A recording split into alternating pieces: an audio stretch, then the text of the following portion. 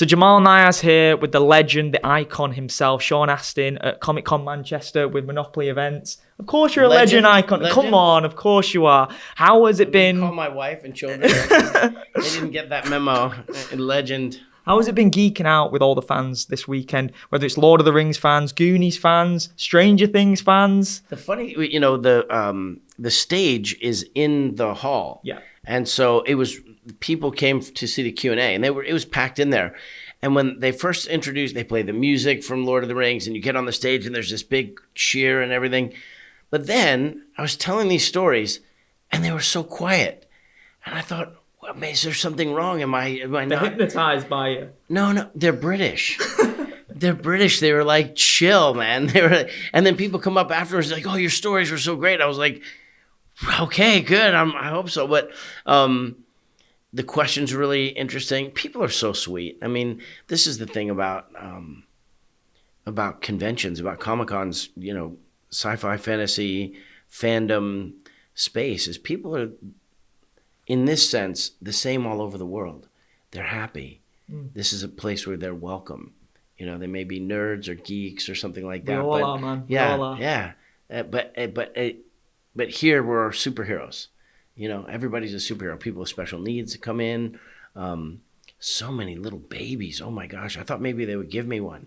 And where's your baby? I still got time. Manchester. Yeah, it could happen. It could. It's. My wife says I'm clucky. That's the expression in the Midwest when you're ready for like grandkids. Like, oh, you're pretty clucky. But no. I mean, I've had the benefit of being in two major, properly English franchises. Of course. Lord of the Rings, Tolkien is a work of English, literary. I mean, excellence doesn't even cover the word, but it's, that's legendary. And you were a key part of it, man. You got to stand toe to toe with Andy Serkis and Ian McKellen. We got to talk about what that was like for you as an actor to experience that and how much that made you level up as well. Well, that's exactly right. When Andy Serkis got to New Zealand, where we were filming, we had been going for a few months, and we had gotten into a comfortable groove. When I say we, I mostly mean Elijah Wood, Frodo, and me, and I. And Andy Serkis he showed up at an 11.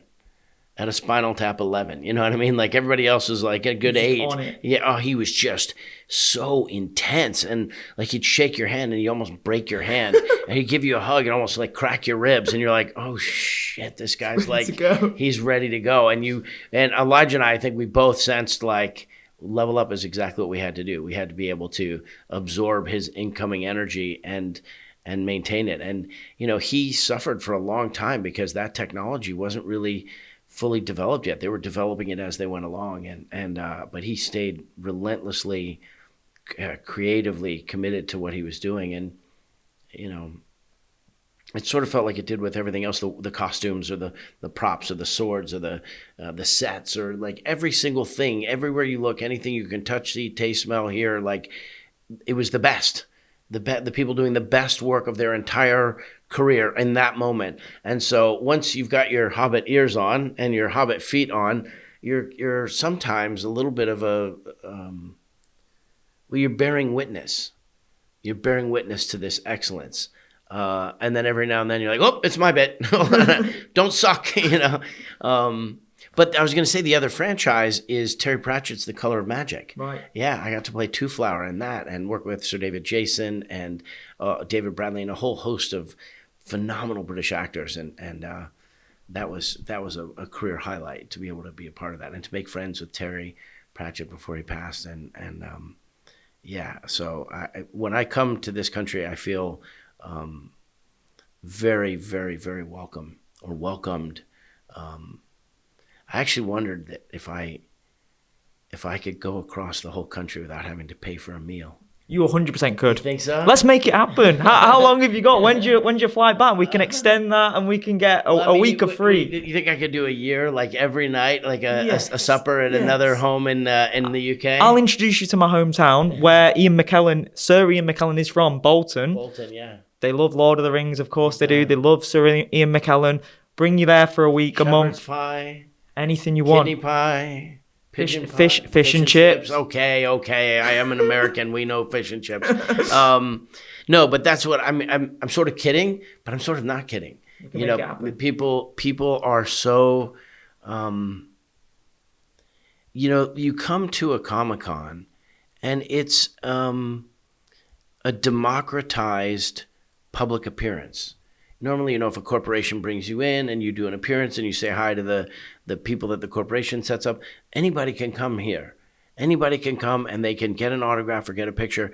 And we come in as these guests for this appearance, and people are always thanking me for my time. And it's like, no, this is your time.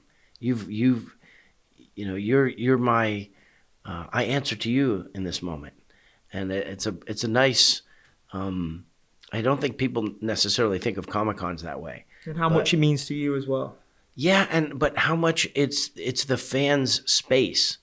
And it's a fan space. They know they get to come. It's reliable. They can interact with the different performers they like, or the booths, or the Q's and A. That's not right. Q&A's. All right. You went to that in McKellen School of Grammar. Oh no. No, but I mean, like, this is the fans' house. This is the fans' house. We're being welcomed into this home. I make a joke that people are like, "Oh, are you tired?" I'm like, you don't want to be ungracious and say you're tired, but like, I'm tired now, right? And you realize that it's death by affection.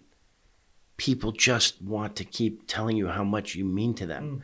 So my father told me when I was a young boy, he said, "Sean," because he was a famous actor, John Astin, the original Gomez in the TV show in the 50s, 60s, 50s, 60s, I don't know. He said, every human interaction is sacred. So every time somebody comes up and they say, "Oh, I'm sure you've heard this a lot." And I say, "No, not from you.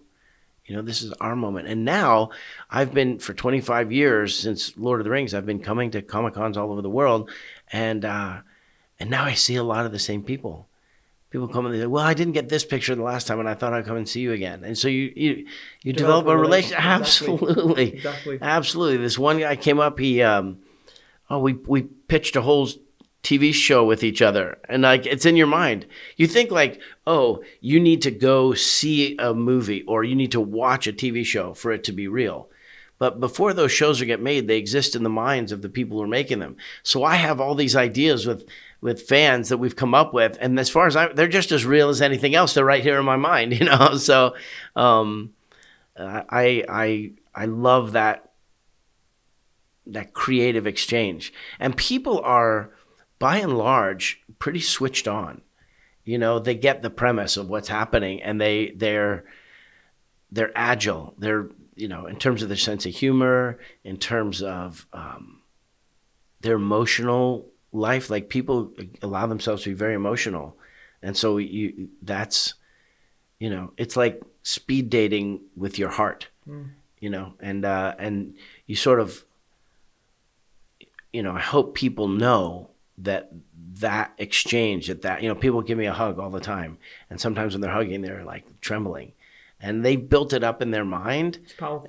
Yeah. Well, yeah. I mean, my kids hug me all the time, but they're not quite trembling. They're like, "Yeah, Dad." It's sort of a pity hug, really. But no, like, it means as much to me. Yeah, like you said, it means as much to me as it does to them. I hope they know that. Yeah. And they always speak about the moments that meant the most to them from Lord of the Rings. I just want to know, for you, when you have watched every Lord of the Rings film in that trilogy, opening night, the world premiere, what scene from the whole trilogy stood out for you where you were just in complete awe? Whether it's, let's do one involving Sam and one involving any other character in the movie, where you felt like you was witnessing greatness on the big screen, and you kind of forget you were even a part of it. I mean, you just said that so well. You really captured it, man. Yeah, I mean, and that's great cinema, whether you're in the film or not. Like, when you are transported, I saw Lawrence of Arabia, 70 millimeter print in London. It was big, beautiful theater. It was in, I'm not going to remember it, Canberra, Camden, maybe Camden, yeah, Camden Serkis. Yeah, I think that's it. And and you forget where you don't even know that you're in your body anymore. You're just like lost in the desert, with Peter O'Toole. So for Lord, I think that those moments happen with Lord of the Rings.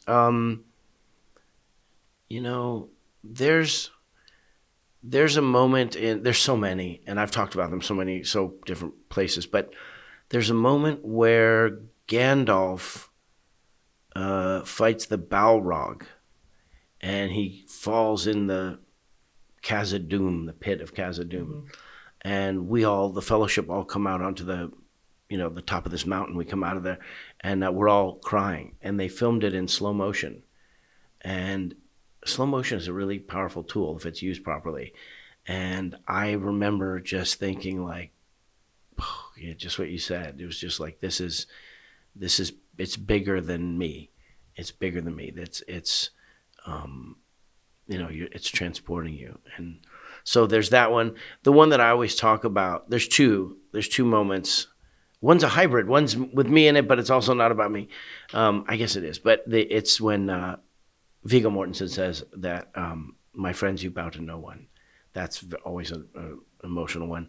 But in Battle of Helm's Deep, when Haldir, who is the elf, I don't know if he's a general or what is, he's the leader of this elf army, and Bernard Hill, who plays King Theoden, he has been very upset that like there were no allies that came to him and there to help defend their castle or their keep or whatever, and then these elves show up, and Haldir comes to him, and he's got this great, it's Craig Parker, I think, right? Yeah, and he says, we've come to honor the alliance of elves and men. And you're just like, oh my God. And then they turn, they all get in line. So there's so many like that, there's so many. The sequences that, like the prologue, you're like, oh my gosh, this is epic storytelling. It grips you straight away, doesn't it? Yeah. And you don't even have time to think about what it is you're seeing. You're seeing so many things that have never been rendered on screen before at the same time that you just have to submit and enjoy it. I mean, I talk to a lot of people who are like, oh, I never really got into Lord of the Rings and all that. They're like, well, maybe I should look at it. And you should sit in a quiet place, turn the lights out, and give it 10 minutes. If after 10 minutes you're not interested anymore, it's not for you. But it is for most people. Yeah, 100%. 100%. And you have that full circle moment in your career when you go into Stranger Things season 2, which is obviously heavily influenced by the Goonies. Yeah. What was it like joining that cast? Did you know and were you aware of how big that property was at that point? And we're heading into the final season this year, so you get to kick back and watch it as a fan now as well. It's hard to watch it when you've been slain and your friends go on without you. It's sad. But I would say that when we went to do Lord of the Rings, I knew how epic the Tolkien, Middle World and Middle Earth was, because I went to the fancy bookshop and there were shelves of illustrated editions and audiobooks with Ian Holm or the Ralph Bakshi version of you just like, oh my gosh, so this is really big. But I didn't really internalize the nervousness. It didn't connect with me. Well, doing conventions, people would come up to me and say, have you seen Stranger Things? I was like, what? And they're like, Stranger Things. It's the Goonies. I'm like, it's the Goonies. And so I kept hearing this over and over again. And when I finally saw a little bit of it, I'm like, it's Goonies, but it's scary. Yeah. Goonies is not scary like this is scary. The Goonies is more campy and fun. But then I got the audition, and I thought, I need to watch this in order to be credible. So even though I don't like jump scares and that sort of thing, I went in my room, put my Bose headsets on, I turned the lights out, I crawled under my covers, and I sat with my laptop, and I'm like, and then you see like Eleven is doing her thing, and I instantly understood what the nostalgia was for people who had been alive in the 80s and big kids and rode bikes in the 80s, and now they're seeing it depicted. My wife is from Indiana, so the idea of Hawkins, Indiana, I felt like I knew, like my wife was that era that they were depicting it. You know, she's much older than me, but she's she's not going to see this, right? She's going to see no, this. She's not going to see this. No. She's like 3 years older than me. But I was actually when I got the job, I was more nervous to go do Stranger Things than I was to do Lord of the Rings, because now I have been a part of a franchise. Goonies doesn't count. I was a kid. I did not understand what that really meant. Like, I don't know if anybody could have predicted the way that would live over time. But I knew now, like, there's an audience of tens and tens and tens of millions of people who watch this and flipped out over it. And now you're coming in and you're, you know, for actors, you always need to know, like, what's your function, not just what your role is, like what your part that you're playing, but what's your function in the story. You know, are you the leading person? Are you there for comic relief? Are you there to deliver an important plot point? Like, what is your role that you're supposed to come and deliver?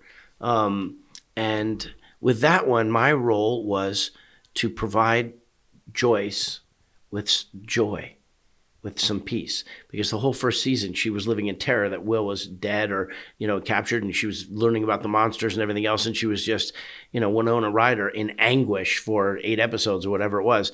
So I come in there and we're kissing and I'm just care about her. Just Bob just likes her and wants her to be happy and wants to be a friend to her children, and, you know, it's like, oh my gosh, that is. Like, that's so sweet. Everybody, he's sort of the Samwise actually too in that thing. So once I got there and the kids kind of saw me roll up, and I realized very quickly that they were way more switched on than I was when I was their age. Like, they have the benefit of, you know, 35, 40 years of pop culture and entertainment reporting, and like they just, you know, they are very, very sophisticated. They have a lot of information and they're totally professional. And at that moment when they looked at me kind of like, oh, is that like kind of an elder statesman for you know, 1980s era child entertainment, whatever that is, then I sort of calmed down and got into it. And the first line I had was, Kenny Rogers, I love Kenny Rogers.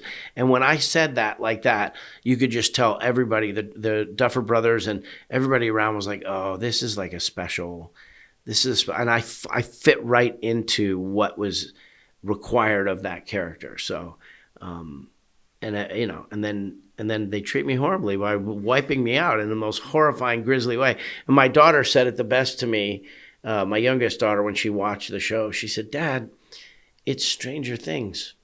Somebody had to die. I'm like, oh, out of the mouths of babes, I guess. Yeah. Well, I absolutely appreciate the time. I know there's a lot of excited fans ready to see you before the end of the day, but it's a real bucket list interview for me. I'm a huge Lord of the Rings fan, huge Stranger Things fan, so it means a lot. Appreciate the time. And you're a surprise. You're a surprise. You've got, I mean, your ability to capture what you said, it was really pretty special. Appreciate that. So yeah, somebody said dumb as a box of rocks, but I said no, he's all right. I appreciate that, man. Yeah. I'm a geek just like everyone, just like you, just like everyone out there, man. Bless appreciate you. it. Thank you so much. Thank you.